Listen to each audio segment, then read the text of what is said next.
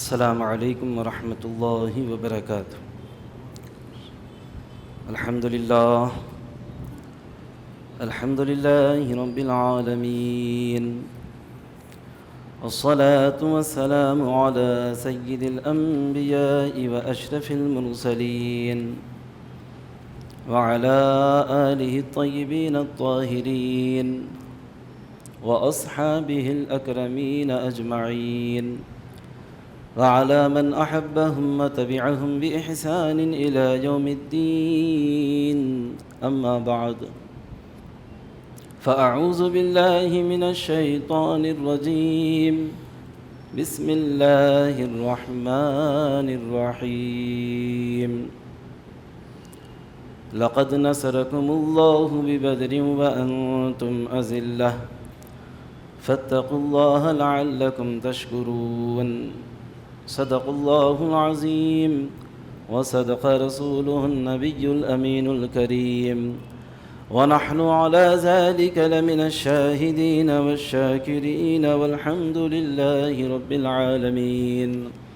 قال الله تعالى في شأن حبيبه الكريم: إن الله وملائكته يصلون على النبي يا أيها الذين آمنوا صلوا عليه وسلموا تسليما۔ اللهم صل على سيدنا وشفيعنا وحبيبنا مولانا محمد وبارك وسلم۔ صلوا عليه صلاة وسلاما عليك يا رسول الله، صلوا عليه صلاة وسلاما عليك يا حبيب الله، صلوا عليه صلاة وسلاما عليك يا نورا من نور الله صلى الله تعالى عليه وسلم۔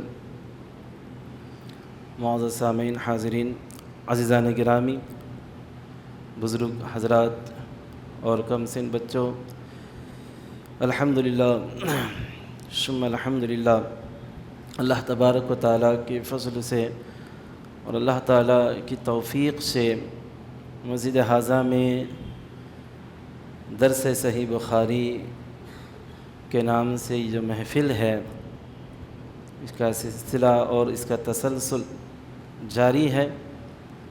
اور آپ کو پہلے یہ بتا دوں کہ یہ جو محفل ہے درس بخاری کی 40ویں محفل ہے، اور اس درس کو خطاب فرماتے ہیں استاد محترم حضرت سید شاہ مفتی صغیر احمد صاحب نقشبندی حفظہ اللہ تعالی، شیخ الحدیث جامع نظامیہ۔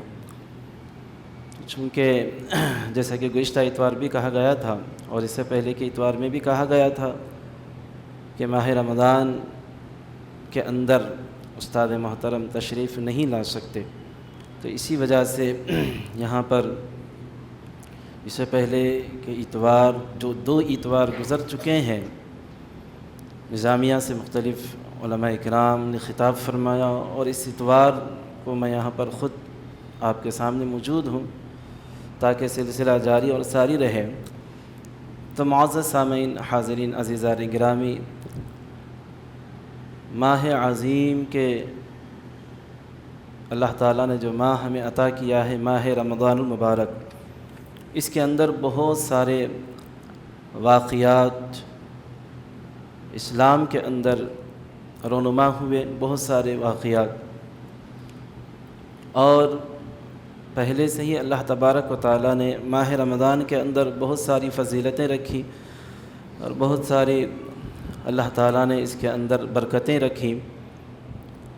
لیکن اس کے علاوہ اگر ہم دیکھیں تو ماہ رمضان کے اندر ایسے ایسے واقعات پیش آئے جو اسلام کو اور اسلام کی تاریخ کو بدل کر رکھ ڈالا، اور ان واقعات میں 2 بڑے اہم واقعات، ایک ہے فتح مکہ اور دوسرا ہے غزوہ بدر، جنگ بدر۔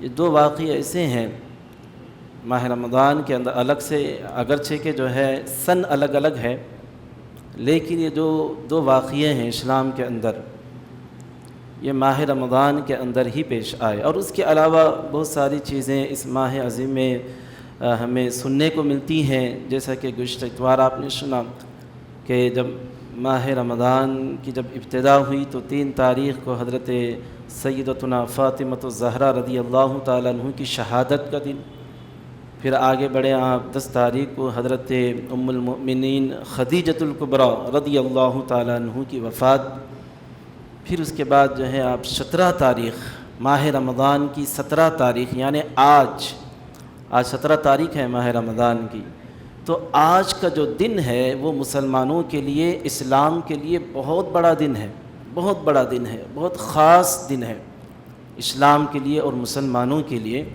کیونکہ آج کے دن ایک ایسا واقعہ پیش آیا جس کے بعد اسلام کا بول بالا ساری دنیا میں ہونے لگا۔ آج کا جو واقعہ ہونے کے بعد کافروں کے دلوں میں، مشرکین کے دلوں میں مسلمان کا رعب اور مسلمان کا دبدبہ، اسلام کا رعب، اسلام کا دبدبہ بیٹھ گیا، اور کافرین اور مشرکین کے دلوں میں مسلمانوں کا خوف، اسلام کا خوف بیٹھ گیا۔ آج کے واقعے کے بعد ایسا واقعہ تھا، اور یہ ایسا واقعہ تھا، بہت سارے واقعات جو ہے اس واقعے میں پیش آئے، بہت سارے واقعات اس واقعے میں پیش آئے، یعنی جنگ بدر کے موقع پر بہت سارے واقعات پیش آئے جو ہمیں مختلف طریقوں سے، مختلف علماء کرام سے، مختلف کتابوں سے ہمیں پڑھنے اور سننے کو ملتی ہیں۔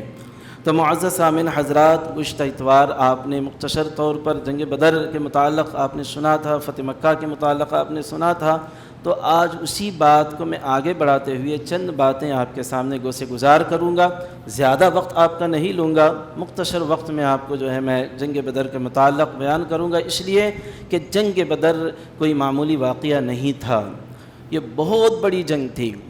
مسلمان بہت بڑی جنگ میں جو ہے شرکت کے لیے مدینے سے نکل کر مقام بدر گئے۔ مقام بدر تاریخ ہمیں بتاتی ہے، احادیث شریفہ ہمیں بتاتے ہیں کہ پیارے آقا علیہ الصلوۃ اس کی وجہ کیا تھی، جنگ بدر کی وجہ کیا تھی، جنگ بدر ہونے کا سبب کیا تھا، اس کے متعلق جو ہے چند باتیں ہمیں ملتی ہیں کہ جو ہے ایک کافر تھا، ایک کافر عمر بن حضرمی کو ایک صحابی واقد بن عبداللہ تمیمی نے جو ہے کیا کر دیا، قتل کر دیا۔ پیارے آقا علیہ الصلوۃ والسلام نے ایک چند صحابہ کو جو ہے ایک خط دے کر، حکم دے کر بھیجا کہ یہ خط ہے، 2 دن کے سفر کے بعد تم کیا کرنا، اس خط کو کھول کر دیکھنا۔ سفر پر روانہ کیا چند صحابہ کو، اس میں سے جو ہے واقد بن عبداللہ تمیمی بھی تھے حضرت رضی اللہ تعالیٰ عنہ، تو خط دے کر کہا کہ دیکھو یہ 2 دن کا سفر کرنا، 2 دن کے سفر کے بعد پھر آگے جا کر تم کیا کرنا، اس خط کو کھول کر دیکھنا اور جو بھی اس خط میں ہوگا اس پر عمل کرنا۔ اب چند صحابہ تھے، گئے، جا کر جو ہے 2 دن کا سفر کیا۔ 2 دن کے سفر کے بعد جب خط کھول کر دیکھا تو اس کے اندر لکھا تھا کہ تم مکہ اور طائف کے درمیان قریش کے قافلے پر نظر رکھنا، قریش کے قافلے پر نظر رکھنا۔ یہ پیارے آقا علیہ الصلوۃ والسلام نے حکم دیا تھا۔ اب یہی کام میں صحابہ کرام لگے ہوئے تھے، تو قافلہ آیا، وہ قافلے کے جو رہنما تھے حضرت ابو سفیان، جو اس وقت تک ابھی اسلام قبول نہیں کیا تھا، اس وقت تک فتح مکہ کے موقع پر حضرت ابو سفیان رضی اللہ عنہ نے اسلام قبول کیا، تو قافلے کے جو سردار تھے وہ ابو سفیان تھے، تو لہٰذا گویا کہ جو ہے پیارے آقا علیہ الصلوۃ والسلام نے ایک جاسوسی کے طور پر چند صحابہ کو مکہ اور طائف کے درمیان میں مقرر کر دیا۔ اب حالات ایسے پیدا ہوئے کہ ابو سفیان کو پتہ چل گیا کہ پیارے آقا علیہ الصلوۃ والسلام نے کچھ اپنے صحابہ کو ہماری جاسوسی کے لیے، ہمارے اوپر نظر رکھنے کے لیے بھیجا ہے، پتہ چلا۔ اب یہ جو صحابہ تھے نظر رکھنے کے لیے آئے تھے، وہ اب انہوں نے سمجھ گیا کہ اب ابو سفیان کو پتہ چل گیا ہے کہ ہم یہاں پر ہیں، تو ہمارے لیے دو راستے ہیں، یا تو ہم واپس چلے جائیں یا ہم ان سے لڑیں، ان سے جنگ کریں۔ تو اب جو ہے صحابہ نے فیصلہ کر لیا کہ نہیں، اب ہم لڑیں گے۔ اب لڑیں گے۔ تو حضرت واقد بن عبداللہ تمیمی نے ایک ایسا تیر مارا کہ وہ تیر جا کر دشمن اسلام عمر بن حضرمی کو جا کر لگ گیا، جس کی وجہ سے وہ مر گیا۔ اب یہیں سے جو ہے جنگ بدر کا آغاز ہوتا ہے، یہیں سے قریش مکہ، کفار مکہ کو جب پتہ چلتا ہے کہ مسلمانوں نے جو ہے ہمارے قافلے پر حملہ کیا ہے، ہمارے ایک بڑے آدمی کو، ایک معزز آدمی کو، مکہ کے ایک مشہور آدمی کو جو ہے انہوں نے قتل کر دیا، مار دیا، تو لہٰذا اب یہیں سے جو ہے جنگ بدر کا آغاز ہوتا ہے۔ اور ابو سفیان کیا کرتے ہیں؟ ایک خط لکھتے ہیں کفار مکہ کو، دیکھو مسلمان قافلے پر حملہ کرنے والے ہیں، تم ہماری مدد کے لیے آؤ۔ ایک قاصد کو بھیجتے ہیں ابو سفیان، اس وقت قاصد کو بھیج کر کہتے ہیں جاؤ جا کر مکہ والوں سے مدد لو، ان سے کہو۔ اب یہ قاصد کیا کرتا ہے؟ اپنے کپڑے پھاڑ کر اونٹ پہ کھڑے ہو کر جب مکہ میں داخل ہوتا ہے تو اعلان کرتے ہوئے داخل ہوتا ہے کہ اے مکہ والو، تم اپنے گھروں میں کیا کر رہے ہو؟ وہاں پر ابو سفیان کے قافلے پر مسلمان حملہ کرنے والے ہیں اور قافلے کو لوٹنے والے ہیں، تیار ہو جاؤ۔ تو ابو جہل غصے میں، غضب میں لال ہو گیا اور وہ اپنے لوگوں سے کہا کہ اب تیاری کر لو۔ اور اس کو یہ خبر بھی پہنچ گئی تھی کہ عمر بن حضرمی جو کہ ایک معزز شخص تھا، کہاں کا؟ مکہ کا، جب اس کو پتہ چلا کہ مسلمانوں نے اس کو قتل کیا تو اور بھی زیادہ غضبناک ہو گیا اور سارے لوگوں کو اس نے جمع کیا، مکہ کے بڑے بڑے سرداران کو جمع کیا، کم و بیش تقریباً 1000 کا لشکر مع ساز و سامان، ہتھیار، اسلحہ کے ساتھ جو ہے یہ کفار مکہ یعنی مکہ کا لشکر تیار ہو گیا۔ تو معزز سامعین حضرات، عمر بن حضرمی یہ پہلا کافر تھا جو مسلمانوں کے ہاتھ کیا ہو گیا؟ قتل ہوا۔ یہ پہلا کافر تھا۔ حالانکہ ہجرت سے پہلے پیارے آقا علیہ الصلوۃ والسلام مکۃ المکرمہ میں 13 سال رہے، مسلمان 13 سال رہے۔ 40 سال جب اعلان نبوت ہو، حضور پاک علیہ الصلوۃ والسلام کی عمر جب 40 سال کی تھی، اعلان نبوت ہوا، 13 سال رہے، بہت ستایا گیا۔ تو 13 سال رہے، 13 سال کسی بھی مسلمان نے کسی کافر کو مارا نہیں تھا، کسی کو قتل نہیں کیا تھا 13 سال میں۔ جب مدینہ ہجرت گئے، پیارے آقا علیہ الصلوۃ والسلام نے صحابہ کو بھیجا نظر رکھنے کے لیے، تو اس وقت حالات ایسے پیدا ہو گئے کہ کیا کیے؟ حضرت واقد بن عبداللہ تمیمی کے تیر سے ایک کافر مر گیا، قتل ہو گیا، جہنم رسید ہو گیا، اور وہ کوئی عام شخص نہیں تھا، مکہ کا بہت بڑا عزیز اور معزز اور بڑا مشہور آدمی تھا۔ اور پیارے آقا علیہ الصلوۃ والسلام کو پتہ چل جاتا ہے کہ اس طرح کے حالات پیدا ہوئے ہیں، مکہ کے اندر تیاری ہو رہی ہے، جنگ کی تیاری ہو رہی ہے۔ پیارے آقا علیہ الصلوۃ والسلام اب ارادہ کر لیتے ہیں کہ اب نکل پڑو۔ 12 تاریخ تھی، ماہ رمضان کی 12 تاریخ ابھی خبر نہیں پہنچی تھی۔ 12 تاریخ کو اس نیت کے ساتھ پیارے آقا علیہ الصلوۃ والسلام اور آپ کے ساتھ صحابہ مدینے سے اس نیت کے ساتھ نکلے کہ ہمیں صرف جو ہے ابو سفیان کے قافلے کو روکنا ہے، ان کے قافلے کو حاصل کرنا ہے، ان کے اموال کو حاصل کرنا ہے، اس نیت کے ساتھ نکلے تھے۔ کوئی جنگ کا ارادہ نہیں تھا، جب مدینے سے نکلے کوئی جنگ کا ارادہ نہیں تھا۔ 12 تاریخ تھی، جاتے جاتے جب مقام بدر پر پہنچے تو وہاں پر جا کر پیارے آقا علیہ الصلوۃ والسلام کو یہ پکی خبر مل جاتی ہے کہ قریش مکہ کے لوگ اب جنگ کرنے کے لیے آ رہے ہیں، بڑا لشکر ان کا آ رہا ہے، بڑا اسلحہ ان کے ساتھ ہے، بڑے ساز و سامان کے ساتھ وہ مسلمانوں پر حملہ کرنے کے لیے آ رہے ہیں۔ تو مقام بدر پر پیارے آقا علیہ الصلوۃ والسلام سارے صحابہ کو جمع کر کے کہتے ہیں کہ اے میرے صحابہ، ہم تو نکلے تھے ابو سفیان کے قافلے کو روکنے کے لیے، ان کے اموال کو حاصل کرنے کے لیے، لیکن حالات اب بدل چکے ہیں۔ اب کیا کرنا ہے؟ اب ہمیں کیا کرنا ہے؟ لشکر کفار سے لڑنا ہے، جنگ کرنا ہے۔ یہ سن کر حضرت ابوبکر صدیق رضی اللہ تعالیٰ عنہ، حضرت عمر بن خطاب رضی اللہ تعالیٰ عنہ بڑے جوش و خروش کے ساتھ پیارے آقا علیہ الصلوۃ والسلام کی بارگاہ میں کیا ہے بڑی خوشی کا اظہار کرتے ہیں کہ اللہ نے آج ہمیں موقع دیا ہے جنگ میں شرکت کرنے کا۔ پھر اس کے بعد پیارے آقا علیہ الصلوۃ والسلام انصار کو دیکھتے ہیں، کیونکہ انصار اس کے اندر بہت زیادہ تھے۔ انصار کون تھے؟ مدینے کے لوگ، مہاجرین اور انصار دو بھی اس جنگ میں شرکت کیے تھے، اس قافلے میں تھے، سفر میں تھے۔ اب مہاجرین تو خوشی کا اظہار کر دیا، ابو بکر صدیق، عمر فاروق خوشی کا اظہار کر دیا، یعنی راضی ہو گئے۔ اب رہے انصار جو کہ مدینہ کے لوگ تھے۔ جب پیارے آقا علیہ الصلوۃ والسلام جب مدینہ شریف ہجرت فرمائے تو اس وقت انصار سے یہ وعدہ کیا تھا، اس وقت انصار نے یہ کہا تھا کہ اگر کوئی دشمن مدینہ پر چڑھاؤ کرے گا، حملہ کرے گا تو ہم اب اس وقت جو ہے آپ کا ساتھ دیں گے۔ یہ ایک وعدہ ہوا تھا پیارے آقا علیہ الصلوۃ والسلام کے ساتھ، مدینہ پر اگر وہ آئیں گے، دشمن خود آ کر اگر حملہ کریں گے تو پھر ہم لڑیں گے۔ لیکن یہ مدینہ میں یہ نہیں تھا، بلکہ مدینہ سے 80 میل دور پر ہی ایک مقام بدر تھا، بدر ایک مقام کا نام، وہاں پر یہ حملہ یعنی یہ واقعہ پیش ہونے والا ہے۔ پیارے آقا علیہ الصلوۃ والسلام نے انصار کی طرف دیکھا کہ اے انصار اب تمہارا کیا معاملہ ہے؟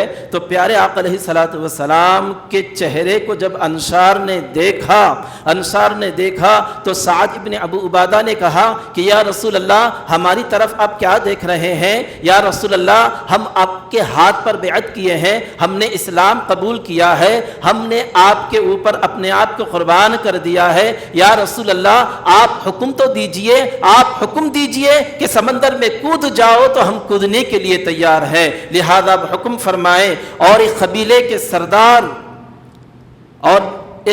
کے سردار حضرت مقداد کہتے ہیں کہ یا رسول اللہ ہماری طرف اس طرح نہ دیکھیے، یا رسول اللہ ہم موسیٰ علیہ الصلوۃ والسلام کی قوم نہیں ہیں جنہوں نے اپنے نبی سے کہا تھا کہ اے موسیٰ تم جاؤ اور تمہارا خدا جاؤ، جا کر لڑو، ہم نہیں آئیں گے، ہم وہ قوم نہیں ہے، لہذا آپ ہمیں حکم دیں، ہم جنگ کرنے کے لیے تیار ہیں، لڑنے کے لیے تیار ہیں۔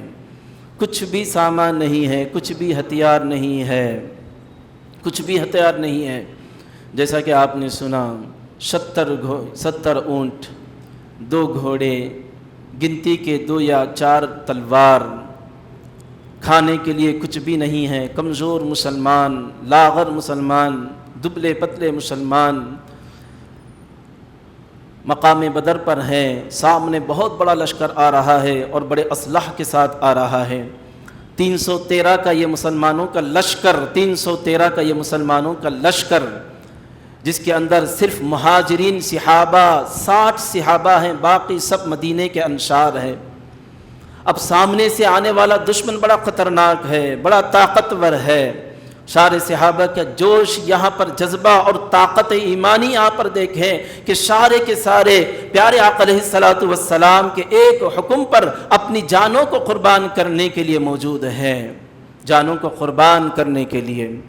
تو معزز سامعین حضرات، پیارے آقا علیہ الصلوۃ والسلام صحابہ اکرام کو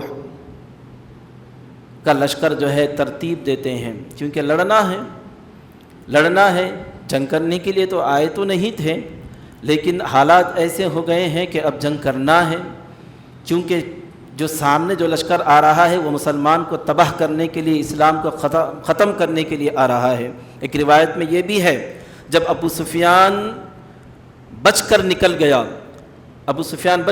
گیا تو خط لکھا کہ اے مکہ کے لوگوں اب تمہیں آنے کی ضرورت نہیں ہے، اس لیے کہ ہم بچ کر نکل گئے ہیں، ہمارا قافلہ محفوظ ہے، اب مت آؤ، واپس چلے جاؤ۔ تو ابو جہل اس لشکر میں تھا اور سپہ سالار بھی تھا، کہا کہ نہیں، اب جائیں گے بدر کو، مقام بدر جائیں گے اور وہاں پر خوب کیا کریں گے، اپنے جانور کو ذبح کریں گے، خوب کھائیں گے، پیئیں گے، عیش کریں گے اور بتائیں گے کہ ہمارا رعب کیا ہے، ہمارا دبدبہ کیا ہے مسلمانوں کو۔ اور اس میں سے عمر بن حضرمی کا ایک بھائی تھا، وہ غصے سے لال ہو کر کہنے لگا کہ نہیں، ہمیں جانا ہے اور میرے بھائی کا انتقام لینا ہے، اس کا بدلہ لینا ہے۔ تو لہٰذا آیا وہ 1000 کا لشکر مقام بدر، پیارے آقا علیہ الصلوۃ والسلام کے ساتھ صحابہ ہے، اور صحابہ بڑے کمزور ہیں، اور لیکن ان کے پاس ایمان کی طاقت تھی، ایمان کا جذبہ صحابہ اکرام کے پاس موجود تھا۔ تو معزز سامعین حضرات، پیارے آقا علیہ الصلوۃ والسلام کی قیادت میں یہ چھوٹا سا لشکر 313 کا لشکر، جس کے اندر کم سن بچے بھی تھے، حضرت عمیر بن ابی وقاص، سعد بن ابی وقاص کے بھائی، پیارے آقا علیہ الصلوۃ والسلام نے دیکھا کہ چھوٹے ہیں، کم سن ہیں، واپس جانے کے لیے کہا کس کو؟ عمر بن ابو وقاص کو، جو حضرت سعد بن ابو وقاص کے چھوٹے بھائی ہیں، کہا کہ تم جاؤ، تم کم سن ہو، تمہیں جنگ میں شرکت کرنے کی کوئی ضرورت نہیں ہے، تم اس قابل نہیں ہو۔ جب حضور پاک علیہ الصلوۃ والسلام نے کہا، حکم دیا، تو آپ رونے لگے اور کہا کہ نہیں، میں اس جنگ میں شرکت کروں گا۔ پیارے آقا علیہ الصلوۃ والسلام نے ان کے جذبے کو دیکھا اور بڑے متاثر ہوئے۔ پھر پیارے آقا علیہ الصلوۃ والسلام نے عمیر بن ابو وقاص کو حکم دیا کہ ٹھیک ہے، تم جنگ میں شرکت کرو۔ تو اس طریقے سے مسلمانوں کا یہ لشکر مقام بدر پر قافلہ ڈالا ہوا ہے، اور 17 تاریخ تھے رمضان کی 17 تاریخ سے پہلے کی شب میں پیارے آقا علیہ الصلوۃ والسلام اللہ کی بارگاہ میں دعا کر رہے ہیں، اللہ کی بارگاہ میں دعا کر رہے ہیں۔ کیا دعا کر رہے ہیں مسلمانوں؟ آج کا دن یوم الفرقان کا نام دیا گیا، آج کے دن کو یوم الفرقان۔ یقین جانے بہت بڑا دن ہے، ہم اس دن سے غافل ہیں، بہت بڑا دن ہے مسلمانوں کے لیے۔ یہیں سے مسلمانوں کی ترقی ہوئی ہے، یہیں سے مسلمان کا رعب اور دبدبہ کافروں کے دلوں میں بیٹھ گیا تھا۔ آج کے دن سے سن 2 ہجری 17 رمضان، پیارے آقا علیہ الصلوۃ والسلام اللہ کی بارگاہ میں دعا کر رہے ہیں کہ اے باری تعالی مدد فرما، تو نے ہم سے وعدہ کیا تھا مدد کرنے کا، مدد فرما۔ یہ مٹھی بھر مسلمان ہیں، لڑنے کے لیے آئے، یعنی لڑنے کے لیے یہاں پر تیار ہیں، کمزور ہیں، ساز و سامان نہیں ہے، اسلحہ نہیں ہے۔ اگر دشمن کے ہاتھ یہ مسلمان ختم ہو گئے تو پھر روئے زمین پر تیرا نام لینے والا، تیری عبادت کرنے والا کوئی نہیں ہوگا، تو لہذا تو اپنے وعدے کو پورا فرما۔ میرے آقا علیہ الصلوۃ والسلام کے آنکھوں سے آنسو مبارک جاری، اللہ کی بارگاہ میں ہاتھ اٹھا کر رو کر گڑ گڑا کر، ماہ رمضان کا موقع ہے، اللہ کی بارگاہ میں دعا کر رہے ہیں۔ حضرت ابوبکر صدیق رضی اللہ تعالیٰ عنہ آپ کی بارگاہ میں آتے ہیں اور کہتے ہیں کہ یا رسول اللہ بس کیجئے یا رسول اللہ، اللہ نے آپ کی دعا کو قبول فرما لیا، اللہ نے آپ کی دعا کو سن لیا ہے۔ پیارے آقا علیہ الصلوۃ والسلام کا وہ رو کر گڑ گڑا کر اللہ کی بارگاہ میں دعا کرنا، ایسا نتیجہ نکلا کہ دنیا آج تک پریشان ہے کہ یہ مختصر سا لشکر جو بے سر و سامان تھا اور کمزور مسلمان تھے، وہ ایک طاقتور لشکر کے خلاف فتح کیسے حاصل کی؟ یاد رکھیں، اللہ کی مدد کے سوا، اللہ کی مدد کے بغیر کسی کو کامیابی نہیں ملتی، بغیر اللہ کی مدد کے کوئی کامیابی نہیں ہے۔ اللہ تبارک و تعالیٰ نے قرآن کے اندر ارشاد فرمایا، انی ممدکم بألف من الملائکۃ مردفین، کہ اے مسلمانوں تم نے اپنے رب سے فریاد کیا تھا، تم نے اپنے رب سے دعا مانگی تھی، التجا کی تھی، فاستجاب لکم، اللہ نے تمہاری سن لی، اللہ نے تمہاری دعا کو قبول کر لیا۔ انی ممدکم بألف من الملائکۃ مردفین، پھر اللہ نے کہا کہ میں نے تمہاری مدد کی 1000 فرشتوں کی لشکر سے، 1000 فرشتوں کی قطار سے۔ اللہ نے دوسری جگہ ارشاد فرمایا وَلَقَدْ نَصَرَكُمُ اللَّهُ بِبَدْرٍ وَأَنْتُمْ أَذِلَّةٌ، اے مسلمانوں اللہ نے تمہاری مدد کی، کب؟ مقام بدر میں تمہاری مدد کی جبکہ تم بے سر و سامان تھے، بے سر و سامان، کوئی سامان تمہارے پاس نہیں تھا، کوئی سامان۔ اللہ نے تمہاری مدد کی بِأَلْفٍ مِّنَ الْمَلَائِكَةِ مُرْدِفِينَ۔ تو اس طرح اللہ تبارک و تعالیٰ کی مدد جب جنگ بدر کے اندر شامل ہوئی تو مسلمانوں کو ایک تاریخی فتح اور ایک تاریخی کامیابی مل گئی۔ معزز سامعین حضرات، پیارے آقا علیہ الصلوۃ والسلام یعنی اس جنگ کے متعلق یہ واقعہ بھی ہمیں سننے کو ملتا ہے، ایک واقعہ یہ سننے کو بھی ملتا ہے۔ پیارے آقا علیہ الصلوۃ والسلام جب جنگ بدر ہونے والی تھی تو صبح فجر کے بعد اپنے چند جانثاران صحابہ کو لے کر مقام بدر گئے۔ مقام بدر جا کر وہاں میدان جنگ کا معائنہ کیا، میدان جنگ کا، اور ہاتھ میں ایک چھوٹی سی لکڑی تھی، ایک جھڑی تھی، اس جھڑی کے ذریعے سے، اس لکڑی کے ذریعے سے میرے آقا علیہ الصلوۃ والسلام لکیر مارتے جاتے اور یہ کہتے جاتے کہ یہاں پر ابو جہل مرے گا، یہاں پر عتبہ مرے گا، یہاں پر شیبہ مرے گا۔ یہ پیارے آقا علیہ الصلوۃ والسلام کہتے جاتے اور لکیر مارتے جاتے. پیارے آقا علیہ الصلوۃ والسلام کا جب یہ حال دیکھا صحابہ اکرام، حضرت بالخصوص حضرت عمر بن خطاب رضی اللہ تعالیٰ عنہ ارشاد فرماتے ہیں کہ خدا کی قسم جس نے پیارے آقا علیہ الصلوۃ والسلام کو حق کے ساتھ دنیا میں مبعوث فرمایا، جس طرح پیارے آقا علیہ الصلوۃ والسلام نے میدان جنگ میں لکیر مار کر کہا کہ فلاں کافر یہاں مرے گا، فلاں کافر یہاں مرے گا، واللہ ہم نے دوسرے دن دیکھا کہ جس مقام پر حضور پاک علیہ الصلوۃ والسلام نے نام لے کر نشاندہی کی تھی وہیں پر کافر مرا پڑا تھا، وہیں پر کافر جہنم رسید ہو گیا تھا. یہاں پر پیارے آقا علیہ الصلوۃ والسلام کا علم غیب اور آپ کی دور اندیشی، دنیا کا کوئی ایسا سپہ سالار نہیں گزرا اور نہیں گزرے گا، دنیا کا کوئی ایسا بادشاہ نہیں گزرا اور نہیں گزرے گا کہ جو جنگ سے پہلے ہی یہ بتا دے کہ ہماری کامیابی ہوگی، ہماری فتح ہوگی اور دشمن فلاں مقام پر مرے گا، فلاں نام کا دشمن یہاں ہوگا، فلاں نام کا دشمن یہاں ہوگا.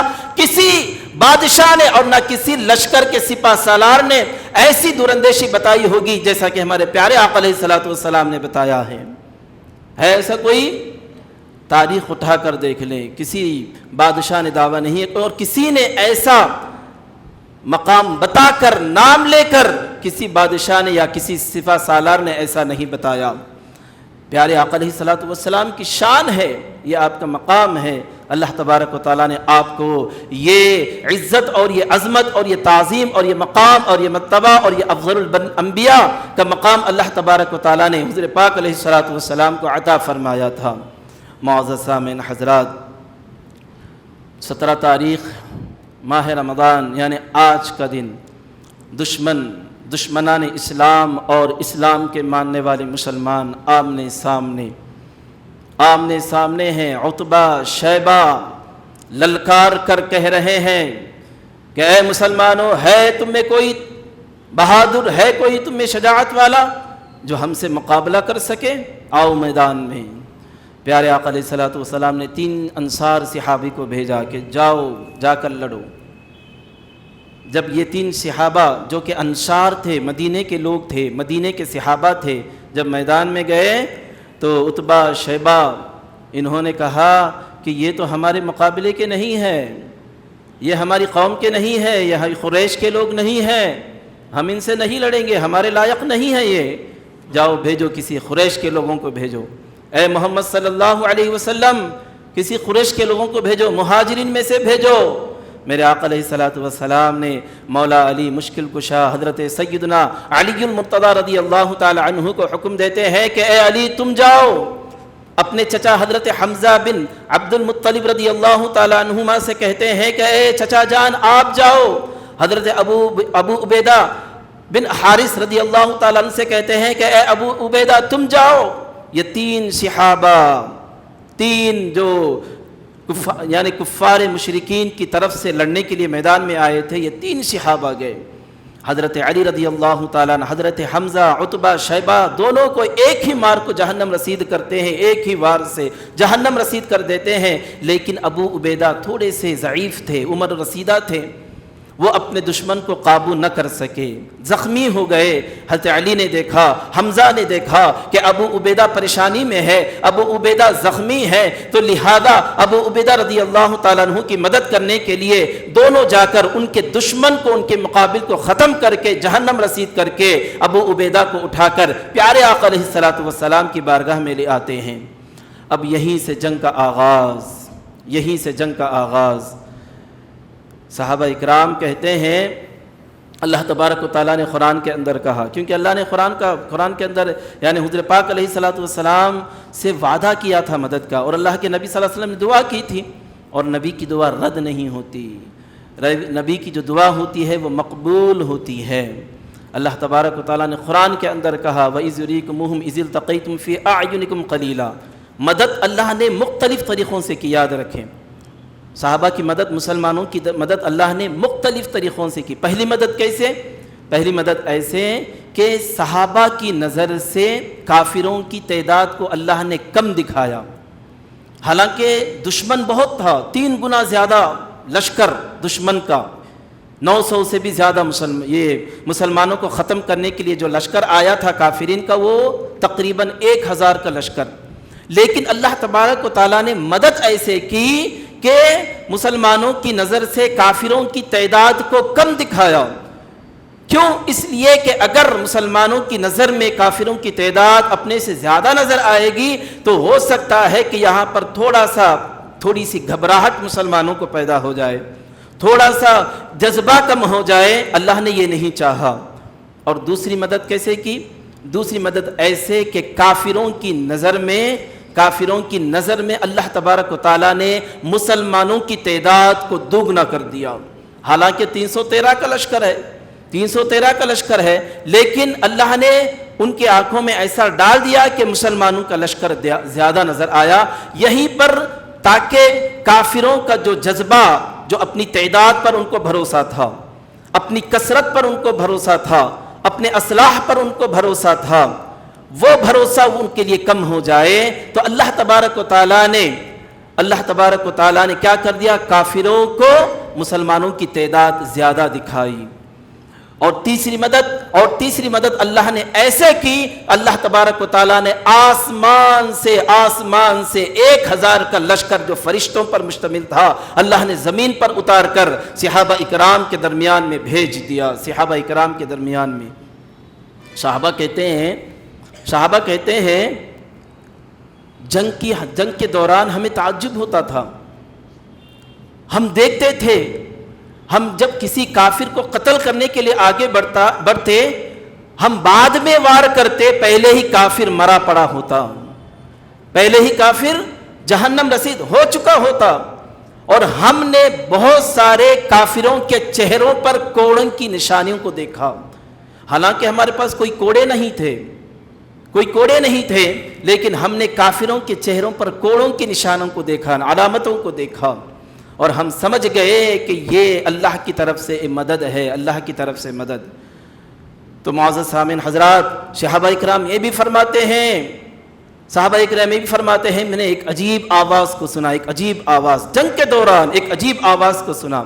وہ کیا آواز تھی؟ وہ کیا الفاظ تھے؟ وہ آواز یہ تھی کہ اقدم ہے زوم. پیارے آقا علیہ الصلوۃ والسلام کو جب اس بات کی اطلاع پہنچی صحابہ کرام سے کہ جنگ کے دوران میں اس طریقے کی آواز آ رہی تھی، تو پیارے آقا علیہ الصلوۃ والسلام نے صحابہ سے کہنے لگے کہ اے میرے صحابہ، پریشان نہ ہونا، جس کی تم آواز سن رہے تھے وہ آواز فرشتوں کے سردار حضرت جبریل علیہ الصلوۃ والسلام کی تھی. اور جس نام کو سن رہے تھے ہیزوم، وہ حضرت جبریل علیہ الصلوۃ والسلام کے گھوڑے کا نام تھا، جو جبریل علیہ الصلوۃ والسلام جنگ کے دوران اپنے گھوڑے سے کہہ رہے تھے کہ اے گھوڑے آگے بڑھ اور کافروں کو قتل کر دے. اس طرح اللہ تبارک و تعالیٰ نے نہ صرف فرشتوں کو زمین پر اتارا ماہ رمضان کی 17 تاریخ کو مقام بدر میں، بلکہ سردار ملائکہ حضرت جبریل علیہ الصلوۃ والسلام کو میدان جنگ میں اتارا. کس کی مدد کے لیے؟ مسلمانوں کی مدد کے لیے، مسلمانوں کو طاقت اور قوت دینے کے لیے اللہ تبارک و تعالیٰ نے فرشتوں کا لشکر زمین پر اتارا. کسی نے پوچھا کہ یا رسول اللہ سب سے افضل کون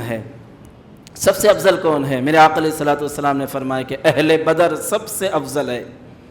سب سے افضل اہل بدر، یعنی بدر میں جنہوں نے شرکت کی، انصار اور مہاجرین جتنے بھی جو ہے صحابہ شرکت، سارے مسلمانوں میں تا قیامت جتنے بھی مسلمان پیدا ہوں گے، سارے مسلمانوں میں سب سے اعلیٰ اور افضل اہل بدر ہیں، اہل بدر. پھر یہ سوال ہوا کہ یا رسول اللہ، پھر تو جب جنگ میں بدر میں شرکت کرنے والے جب یہ صحابہ سب سے افضل ہیں، تو پھر جنگ کے بدر میں شرکت کرنے والے جو فرشتے ہیں سارے فرشتوں میں اعلیٰ اور افضل ہوں گے. تو پیارے آقا علیہ الصلوۃ والسلام نے کہا کہ یقیناً جو جنگ بدر میں، میدان جنگ میں فرشتے جو شرکت کیے، وہ فرشتے بھی سارے فرشتوں میں اعلیٰ اور افضل ہوں گے. کیوں؟ اس لیے کہ انہوں نے جنگ بدر میں شرکت کی، جنگ بدر میں حصہ لیا. تو کیسا وہ دن تھا ہوگا کیسا وہ موقع تھا ہوگا مسلمانوں کے لیے، کیسی وہ تاریخ تھی ہوگی، اور کیسی وہ خوش قسمتی، خوش نصیبی، شرکت کرنے والے وہ معزز اور مکرم سارے انسانوں میں سب سے اعلیٰ و افضل انبیاء کے بعد اہل بدر 313 کا یہ لشکر جو مسلمان آنے والی نسل کو طاقت اور قوت پہنچانے کے لیے میدان جنگ میں گھڑی دھوپ میں نکل گئے، اور بے سر و سامان بھوکے اور پیاسے نکل کر میدان جنگ میں آ کر جو ہے کافروں سے لڑ رہے ہیں۔ معزز سامعین حضرات، کم سن بچے اس جنگ میں شرکت کیے ہیں، کم سن، معاذ اور معوذ، ان کے بارے میں بڑا مشہور واقعہ ہے۔ معاذ اور معوذ یہ بھی چھوٹے بچے تھے، میدان جنگ میں آئے۔ عبد الرحمن بن عوف صحابی رسول رضی اللہ عنہ کہتے ہیں کہ میں میدان جنگ میں تھا، جو بھائی آئے، حقیقی بھائی حضرت معاذ اور معوذ، آ کر مجھ سے کہنے لگے کہ چچا جان بتائیے ابو جہل کون ہے، چچا جان بتائیے ابو جہل کون ہے۔ عبد الرحمن بن عوف کہنے لگے کہ اے بچوں تمہیں کیا کام ابو جہل سے، اے بچوں تمہیں ابو جہل سے کیا کام ہے؟ تو بچوں نے کہا کہ اے چچا جان ہم نے سنا ہے کہ ابو جہل پیارے محمد صلی اللہ علیہ وسلم کو گالیاں دیتا ہے، آپ کی شان میں گستاخیاں کرتا ہے، تو لہٰذا ہم اس کو اس کا مقام دکھانے کے لیے آئے ہیں، ہم اس کو ختم کرنے کے لیے، قتل کرنے کے لیے آئے ہیں، جو پیارے آقا علیہ الصلوۃ والسلام کی شان میں گستاخیاں کرتا ہے، گالیاں بکتا ہے۔ تو یہ چھوٹے سے کم سن بچے معاذ اور معوذ، کیسا جذبہ، کیسا عشق تھا، ان کیا سوچ تھی، کیا سوچ تھی۔ انہوں نے سنا، وہ انصار کے لوگ تھے، بچے انصار کے تھے، مکے میں جو ابو جہل پیارے آقا علیہ الصلوۃ والسلام کو گالیاں دیتا تھا، تکلیفیں دیتا تھا، جب ہجرت کر کے جب مسلمان مدینہ آئے مہاجرین، تو جب انہوں نے بچوں نے سنا ہوگا، صحابہ سے، مہاجرین سے سنا ہوگا کہ جب تک مکہ میں تھے ابو جہل نے پیارے آقا علیہ الصلوۃ والسلام کو گالیاں دی تھیں، تکلیفیں پہنچائی تھی، بچوں نے اس کو سنا تھا ہوگا۔ پھر جب موقع آیا جنگ بدر میں تو پتہ پوچھ رہے ہیں اور کون ہے، حالانکہ اب تک دیکھا نہیں تھا بچوں نے ابو جہل کو، یعنی ابو جہل کو بچوں نے دیکھا نہیں تھا، اس لیے معلوم کیا کہ کون ہے ابو جہل۔ تو عبد الرحمن بن عوف کہتے ہیں کہ مجھے بڑا تعجب ہوا، تو میں نے کہا کہ دیکھو وہ رہا ابو جہل گھوڑے پر، لیکن بچوں تم کیا کرو گے؟ کہا کہ ہم اس کو جہنم رسید کریں گے، ہم اس کو قتل کر دیں گے۔ تو عبد الرحمن بن عوف نے کہا کہ تم نہیں جا سکتے، دیکھو ایک فوج کا دستہ اس کی حفاظت کر رہا ہے اور وہ گھوڑے پر ہے، تم چھوٹے ہو، تم اس کو مار نہیں سکتے۔ تو آپ پھر بھی بتاتے ہیں کہ دیکھو وہاں پر ہے ابو جہل، اشارہ کرنا ہی تھا۔ معاذ اور معوذ دونوں فوراً ابو جہل کے پاس جاتے ہیں، مارنے کی کوشش کرتے ہیں، لیکن ہاتھ چونکہ گھوڑے پر تھا، ہاتھ نہیں جاتا، تو حضرت معاذ رضی اللہ تعالیٰ عنہ کیا کرتے ہیں، گھوڑے کو وار کرتے ہیں، جس کی وجہ سے گھوڑا گر جاتا ہے اور ابو جہل بھی گر جاتا ہے، اور معوذ فوراً ابو جہل کے سر پر ایسا وار کرتے ہیں کہ اس کا سر لہو لہان ہو جاتا ہے، لہو لہان۔ تو معزز سامعین حضرات، بچے تو بچے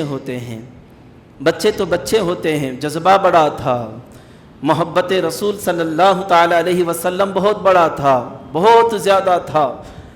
پیارے آقا علیہ الصلوۃ والسلام کی شان میں گستاخی کرنے والے کو اس کا مقام بتانے کے لیے، اس کو جہنم رسید کرنے کے لیے، یہ دونوں کم سن بچے میدان بدر میں ہے، میدان جنگ میں ہے، یہاں تک پہ وار بھی کرتے ہیں، لیکن حضرت معاذ کو شہید کیا جاتا ہے، حضرت معاذ کو یا حضرت معوذ کو، پہلے حضرت معاذ یا معوذ دونوں میں سے پہلے شہید ہوتے ہیں۔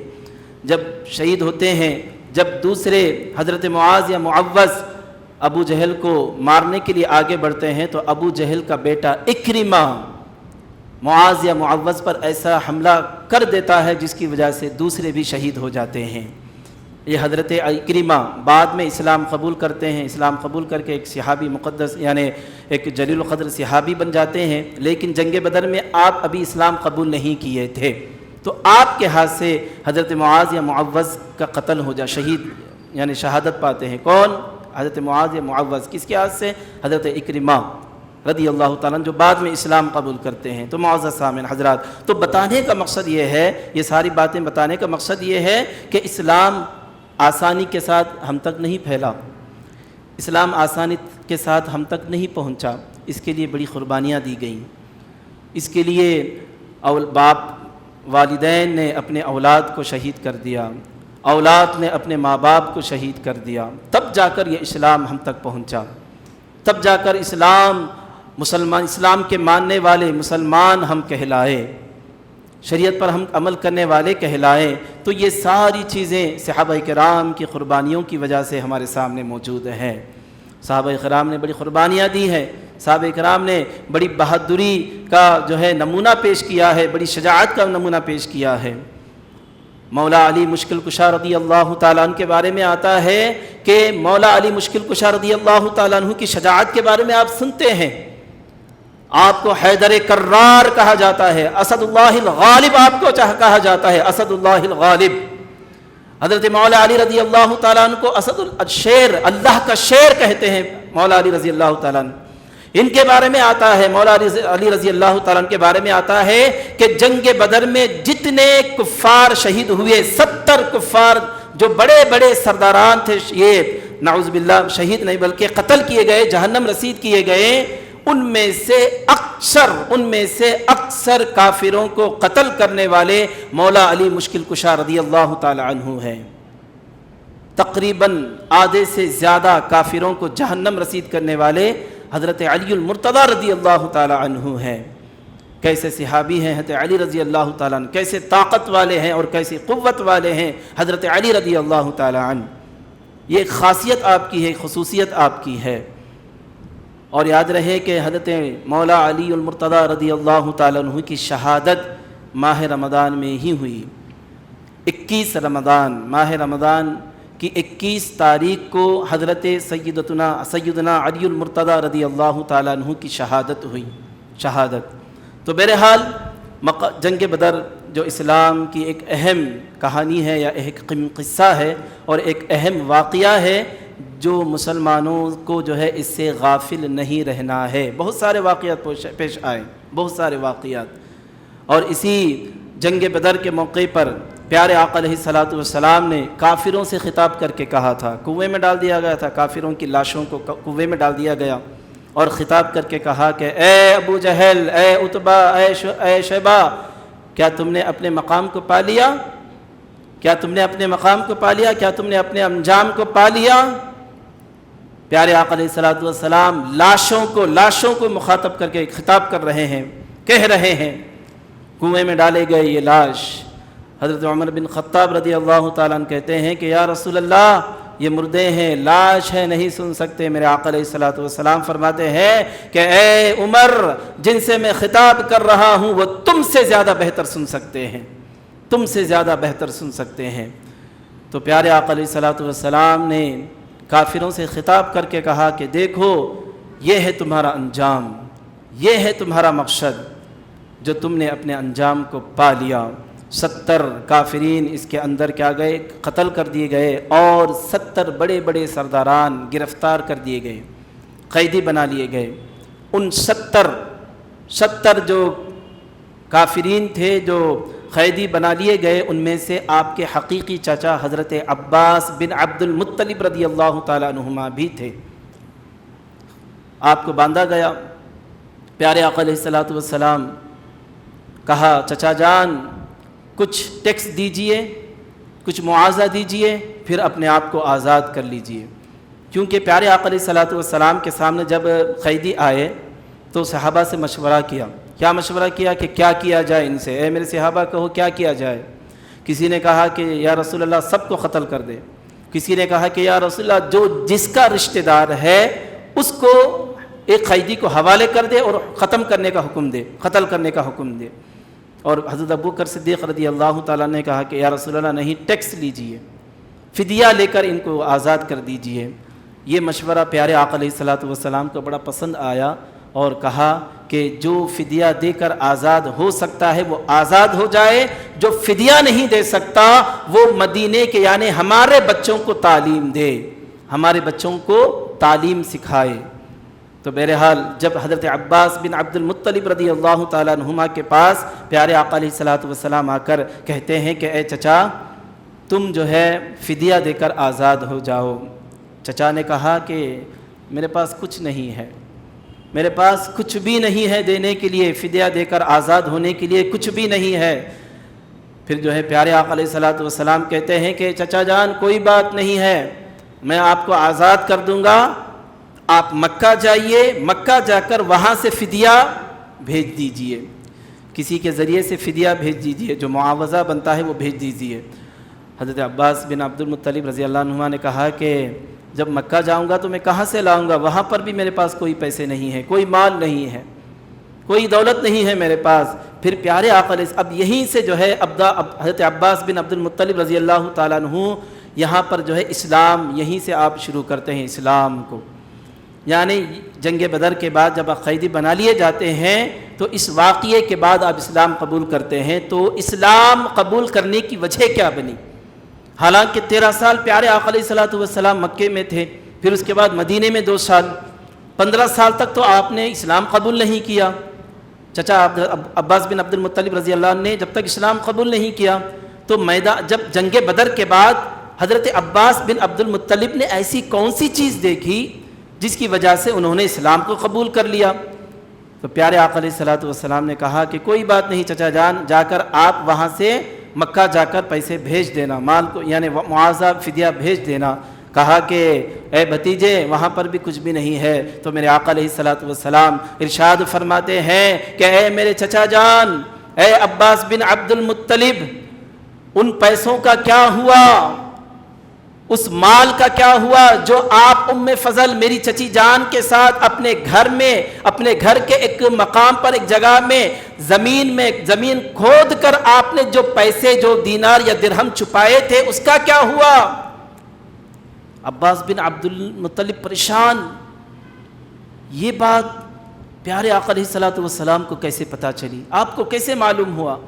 اس لیے کہ جب ہم یہ زمین میں پیسے رکھ رہے تھے، دینار یا درہم رکھ رہے تھے، اس وقت تو میں اور میری بیوی کے علاوہ کوئی نہیں تھے، صرف دونوں کو ہی اس بات کا علم تھا، اس کی خبر تھی، ان کو کیسے پتا چلا؟ تو اس وقت آپ کو یہ احساس ہوا، آپ کو پتا چلا کہ یہ حضور پاک علیہ الصلوۃ والسلام جو کچھ لے کر آئے ہیں وہ حق ہے، قرآن جو لے کر آئے وہ حق ہے، جس کی جانب سے آئے وہ حق ہیں، جو رسول بن کر آئے وہ رسول حق ہیں۔